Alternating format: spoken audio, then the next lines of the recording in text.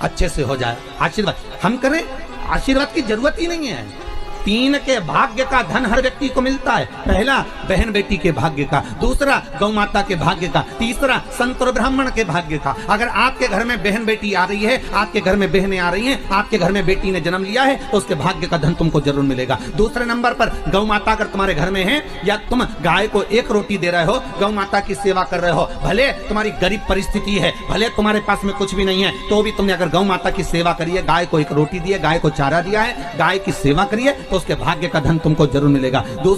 तीसरे नंबर पर है संत ब्राह्मण के भाग्य का। अगर कोई ब्राह्मण, कोई संत, कोई साधु, कोई सन्यासी, कोई तपस्वी, कोई साधक, कोई उपासक, कोई ब्राह्मण तुम्हारे घर में आया है, तुम उसकी सेवा कर रहे हो, तुम उसको 1 गिलास पानी भरकर पिला रहे हो, तुम उसको भोजन बनाकर खिला रहे हो, उसके भाग्य का धन घटेगा नहीं, उसके भाग्य का धन तुमको प्राप्त होगा। ये 3 के भाग्य का धन कभी नहीं कटता। पहला बहन बेटी के भाग्य का, दूसरा गौ माता के भाग्य का, तीसरा संत ब्राह्मण के भाग्य का। ये कभी नहीं घटता, ये बढ़ता है, ये घटने वालों में से नहीं है। अगर तुम्हारे घर में बहन बेटी आई है और तुमने उसको 1 साड़ी भी दी है, तो तुम्हारे घटने वाला नहीं है, वो बढ़कर ही तुम्हें मिलेगा।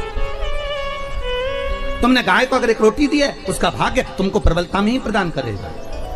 किसी संत ब्राह्मण को अगर आपने 1 गिलास पानी पिलाया, 1 अन्न का दाना खिलाया, 1 भोजन कराया, तो उसका पुण्य आपको प्रबलता में प्राप्त होगा, वो घटेगा नहीं। ये घटने वालों में से नहीं है कि घट जाएगा, ये प्रबलता में प्राप्त हो जाएगा।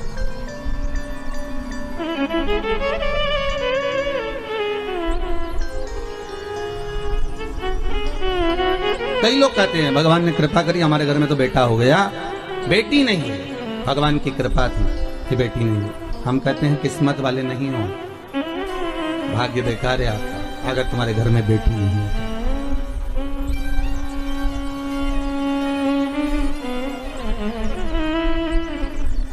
पूछा गया, किसी ने पूछा कि गुरुदेव, जिसके यहाँ पर बेटी नहीं होती, आप कहते हो उसका भाग्य अच्छा नहीं होता, ये बताओ भगवान फिर बेटी क्यों नहीं देता? फिर तो उसको बेटी देना चाहिए। हर एक व्यक्ति के घर में 1 बेटी तो देना ही चाहिए।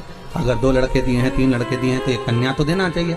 हमने कहा गरुड़ पुराण में लिखा है कि बेटी भगवान जान करके नहीं देता, क्योंकि 94 तरह के नरक में से एक नरक ऐसा है जो कन्यादान करने वाले ही छूट पाते हैं। जिसने कन्यादान नहीं करा होता, उस व्यक्ति को उस नरक में पटका जाता है, और सबसे लंबा समय उसी नरक में पटका जाता है जो कन्यादान का होता है।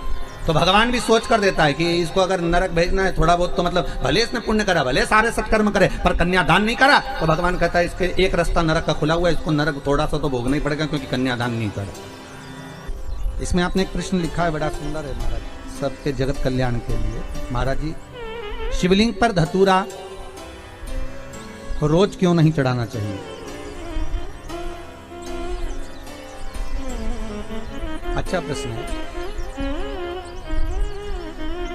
शंकर भगवान को धतूरा कब चढ़ाना चाहिए, उसका विशेष ध्यान रखें। जैसे शिवरात्रि है, प्रदोष है, या सोमवार है, या कोई विशेष आपका उत्सव है, तो आप शिव जी को धतूरा चढ़ा सकते हैं। या विशेष कोई बीमारी ऐसी लग गई है, या विशेष कोई तकलीफ ऐसी हो गई है जिसका निवारण नहीं हो रहा, तो आप धतूरा चढ़ा सकते। धतूरा चढ़ाने का भी एक क्रम है। हल्दी में भिगोकर धतूरा चढ़ाया जाता है लक्ष्मी के लिए। चंदन में भिगोकर धतूरा चढ़ाया जाता है आयु की वृद्धि के लिए।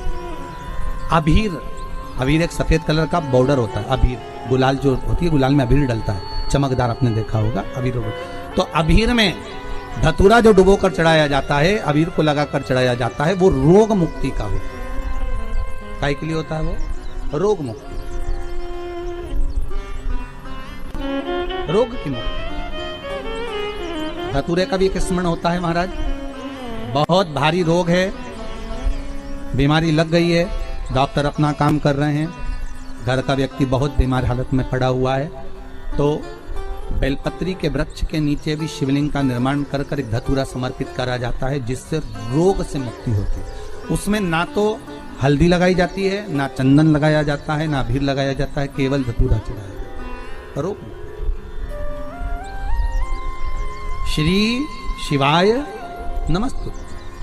अहंकार से वंचित हो जाएगा, पर देवता पुत्र हैं और शंकर इनके पिता हैं। और आज देवता कर करें कि आपने विष पिया तो कौन सा बड़ा काम कर दिया। पार्वती जी की आंख में जल भर गया, आपके सामने अमृत का पात्र तक नहीं आया। देवता विष लेकर आ गए पर अमृत लेकर आपके सामने नहीं आए, और वो अमृत देवता खुद पी गए, और आज आपके सामने आकर करें कि आपने करा क्या। पार्वती जी कहती है मैं जानती थी ये सब बात, इसलिए मैं आपको मौन कर रही थी, चुप कर रही थी कि मत पियो इस विष को, मत पियो इस विष को। संसार बड़ा विचित्र है, बड़ा विचित्र।